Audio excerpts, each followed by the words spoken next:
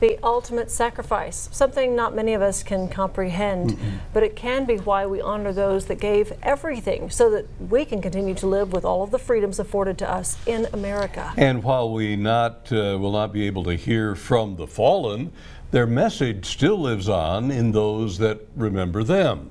KTAB's Tobin Smith speaking with a retired combat medic who has his own way of remembering. Memorial Day isn't just some 3-day weekend. Had quite a few friends that I palled around with and lost 3 of them over there.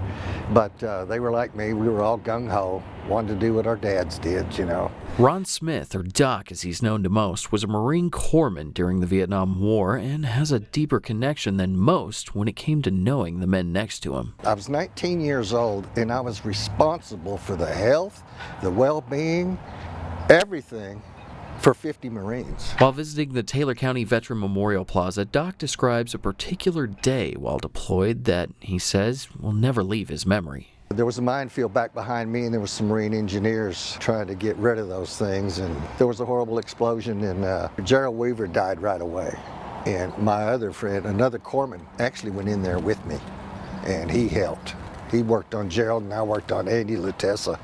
And Andy, I was able to get him out. We got him on the chopper, but he died just the next day. This ring that I wear was his. After Lutessa's passing in Vietnam, the Marine Corps ring went to his family, where the Marine's father wore it for several years before Lutessa's family ultimately gifted the ring to Doc Smith. Doc now wears the ring every day as a symbol to honor those lost and speaks to what he feels is important to consider when remembering our fallen heroes. That's the thing.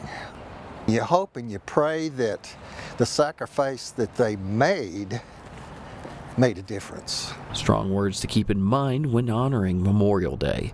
For BigCountryHomepage.com, I'm Tobin Smith. Lots of stories like that. So many. Yeah, So but many. we appreciate Doc and everybody that served.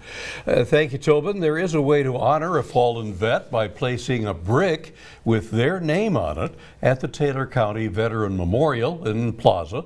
That information can be found at the KTAB website, BigCountryHomepage.com.